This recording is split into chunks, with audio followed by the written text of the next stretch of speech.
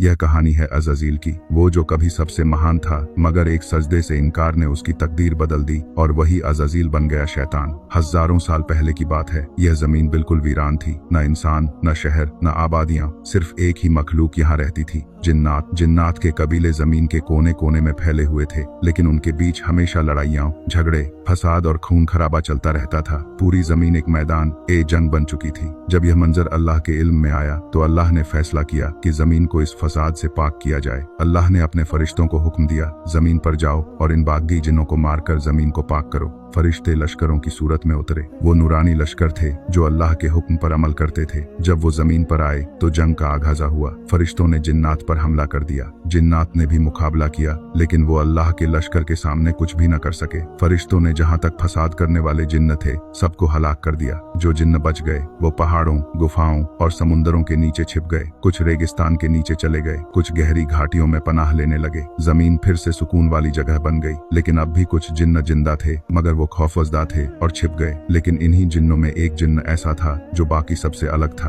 उसका नाम था अज़ाज़ील। अज़ाज़ील एक निहायत इबादत गुजार और अल्लाह का नेक जिन्न था। जब बाकी जिन्न फसाद और गुनाह कर रहे थे, अज़ाज़ील खामोशी से इबादत में मशगूल रहता। दिन रात अल्लाह की हिम्द करता, रुकू और सजदे में जिंदगी गुजारता। उसकी इबादत और तकवा इतनी महान थी कि फरिश्ते भी उससे मुतासिर हुए। जब फरिश्ते जमीन पर आए और जंग हुई, अज़ाज़ील ने उनका साथ दिया। उसने फसाद करने वाले जिन्नों से खुद को दूर रखा और फरिश्तों की मदद की। जंग के बाद फरिश्ते उसे अपने साथ आसमान पर ले गए। अज़ाज़ील का मुकाम बढ़ता गया। वो इबादत में आगे बढ़ता रहा, इल्म में आगे बढ़ता रहा। धीरे धीरे उसकी तकवा की मिसाल दी जाने लगी। फरिश्ते उसे इज्जत देते, उसका जिक्र करते। अज़ाज़ील के अंदर भी खुशी थी कि अल्लाह ने मुझे इज्जत दी है, मगर अज़ाज़ील के दिल में एक खामोश ख्वाहिश जग गई, काश जमीन की खिलाफत मुझे मिल जाए। उसके दिल में यह अरमान था कि अल्लाह मुझे वो दर्जा दे जो किसी और को न मिले। वो खुद को इस लायक समझने लगा कि दुनिया का हुक्मरान वही बने। वक्त गुजरता गया। आसमान पर अज़ाज़ील फरिश्तों के साथ रहता, उनके साथ तस्बीह पढ़ता, लेकिन उसके दिल के कोने में यह ख्वाहिश दिन ब दिन बढ़ रही थी। हर सजदे के बाद वो यह सोचता, मैं सबसे ज्यादा इबादत करता हूँ, मैं सबसे ज्यादा इल्म रखता हूँ, कोई मुझसे आगे नहीं। अगर अल्लाह ने किसी को चुना तो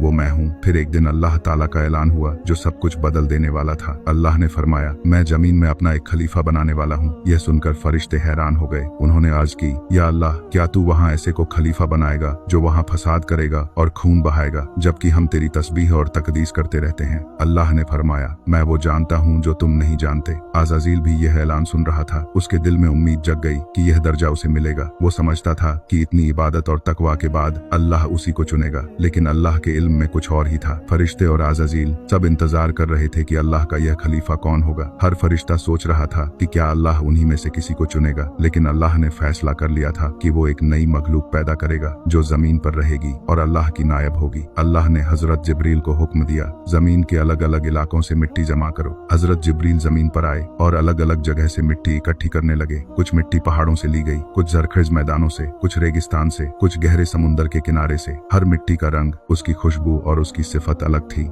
जब ये सब मिट्टी इकट्ठी हो गई तो अल्लाह ने उसे पानी से मिलाया, फिर गूंद कर एक सूरत बनाई। यह सूरत वो थी जो पहले कभी नहीं बनी थी, इंसान। जब वो मिट्टी का जिस्म तैयार हो गया तो अल्लाह ने उसे कुछ वक्त के लिए छोड़ दिया। वो मिट्टी का पुतला सूखने लगा, फिर सूख कर मिट्टी की खुशबू देने लगा। फरिश्ते उसे देखते और हैरान होते। अज़ाज़ील भी उसे घूरता रहता। वो उस पुतले के चारों तरफ घूमता और सोचता, ये क्या है, इसका मकाम क्या होगा, क्या अल्लाह इसे हमसे ज्यादा इज्जत देगा। वक्त गुजरा और फिर अल्लाह ताला ने उस मिट्टी के पुतले में रूह फूंकी। जैसे ही रूह अंदर गई वो जिंदा हो गया। उसने पहले अपनी आंखें खोली, फिर हाथ पैर हिलाए, फिर खड़ा हो गया। अल्लाह ने उसका नाम रखा आदम। फरिश्ते हैरान रह गए। उन्होंने ऐसा मखलूक पहली बार देखा था। फिर अल्लाह ने हजरत आदम को इल्म दिया, ऐसा इल्म जो किसी और के पास नहीं था। अल्लाह ने उन्हें तमाम चीजों के नाम सिखा दिए। यह इल्म फरिश्तों के पास भी नहीं था। फिर अल्लाह ने फरिश्तों से फरमाया, तुम मुझे इन चीजों के नाम बताओ अगर तुम सच्चे हो। फरिश्तों ने अर्ज की, या अल्लाह, हमें इतना ही इल्म है जितना तूने दिया, हमें कुछ मालूम नहीं सिवाय उसके जो तूने सिखाया। फिर अल्लाह ने हजरत आदम से फरमाया, आदम, इन चीजों के नाम बताओ। हजरत आदम ने तमाम चीजों के नाम सही सही बता दिए। अब फरिश्तों पर साफ हो गया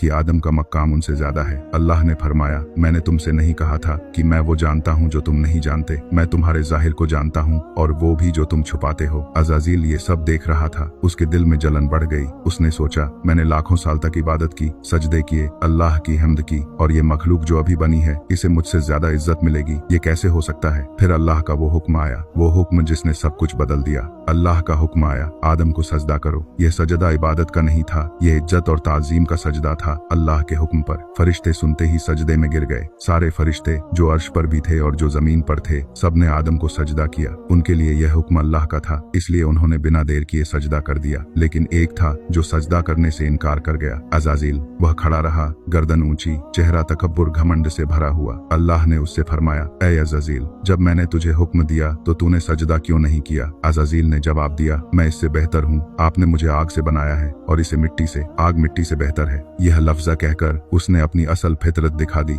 उसका तकब्बुर जमीन पर नहीं अर्श पर फूट पड़ा। अल्लाह ने फरमाया, उतर जा यहाँ से, तू मेरा नफरत वाला हो गया, तुझ पर कयामत तक मेरी लानत रहेगी। उस दिन से अज़ाज़ील का नाम इब्लीस रख दिया गया, वह जो रहमत से दूर कर दिया गया। लेकिन जाने से पहले उसने एक गुजारिश की, ऐ मेरे रब, मुझे कयामत तक मोहलत दे। अल्लाह ने फरमाया, तुझे मोहलत दी गई। इब्लीस ने कहा, मैं तेरी मखलूक को गुमराह करूंगा, इनके सामने खूबसूरत रास्ते सजाऊंगा, इनके दिलों में शक और हवस भर दूंगा, सिर्फ तेरे नेक बंदे बचेंगे जिन पर तेरा फजल होगा। अल्लाह ने फरमाया, जो मेरा सच्चा बंदा होगा तू उस पर कोई हक नहीं रख सकता, मगर जो तेरा साथी बनेगा वह तुझे के साथ जहन्नुम में जाएगा। उस दिन से इब्लीस ने अपना मिशन बना लिया, आदम और उसकी औलाद को गुमराह करना। अल्लाह ताला ने हजरत आदम को जन्नत में रखा। जन्नत वह जगह है जहाँ कोई गम नहीं, कोई भूख नहीं, कोई प्यास नहीं, कोई थकान नहीं होती, हर तरफ नेमतें ही नेमतें। आदम अलैहिस्सलाम जन्नत के हर कोने में घूमते, हर फल खाते, हर खूबसूरत मंजर देखते, लेकिन उनके दिल में एक खालीपन था। उन्हें महसूस होता कि मैं अकेला हूँ। अल्लाह ने फरमाया, आदम, तुझे अकेला देखकर मैंने तेरे लिए एक साथी बनाने का इरादा किया। आदम सो गए और जब उनकी नींद खुली तो उन्होंने देखा कि उनके पास एक और इंसानी शख्सियत है। वह बहुत खूबसूरत थी। अल्लाह ने फरमाया, यह तुम्हारी बीवी है, इसका नाम हव्वा है। अब आदम और हव्वा जन्नत में साथ रहने लगे। अल्लाह ने उन्हें हुक्म दिया, तुम दोनों जन्नत में सुकून से रहो, जो चाहो खाओ, जो चाहो पहन लो, मगर एक दरख्त है, इसके करीब मत जाना, अगर तुम गए तो जालिमों में से हो जाओगे।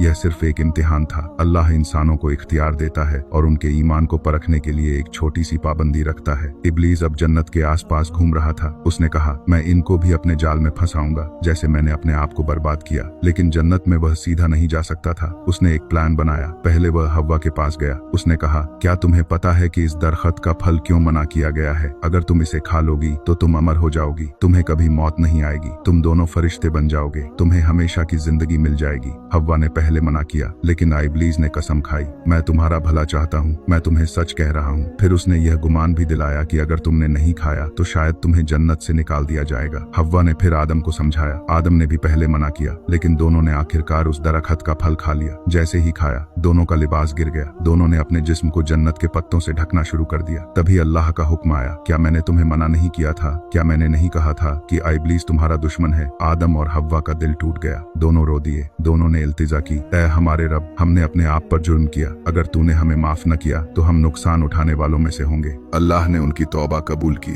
लेकिन हुक्म दिया, अब तुम जमीन पर जाओ, वहाँ तुम और तुम्हारी औलाद रहेंगे, वहाँ तुम्हें मेहनत करनी पड़ेगी, तुम पर भूख और प्यास आएगी, तुम पर मौत आएगी और तुम मुझे याद करते रहोगे। मैं अपने हिदायत के पैगंबर भेजूंगा, जो उनकी बात मानेगा वह फलाह पाएगा, जो मना करेगा वह बर्बाद होगा। आदम और हव्वा अब जन्नत से निकलकर जमीन पर भेजे गए। जमीन का मंजर जन्नत से बिल्कुल मुख्तलिफ था। यहाँ गर्मी थी, ठंड थी, भूख थी, प्यास थी। उन्हें कपड़ों के लिए जानवरों की खाल इस्तेमाल करनी पड़ती थी, खाने के लिए खेती करनी पड़ती थी। उन्हें पहली बार मेहनत का मतलब समझना पड़ा। आदम अलैहिस्सलाम जमीन पर सबसे पहले नबी बनाए गए। अल्लाह ने उनको हिदायत दी, उनको जिंदगी के तरीके सिखाए, खेती का तरीका, कपड़े बनाने का तरीका, घर बनाने का तरीका। आदम और हव्वा की औलाद बढ़ने लगी। उनके घर में बच्चे पैदा हुए। उनमें से 2 बेटे मशहूर हुए। ये कहानी हमें ये याद दिलाती है कि इबादत सिर्फ सजदों का नाम नहीं, बल्कि अल्लाह के हुक्म पर चलना ही असली इबादत है। आप लोगों का इस बात पर क्या सोचना है? कमेंट करके ज़रूर बताइए कि आपके नज़दीक इबादत का असली मतलब क्या है।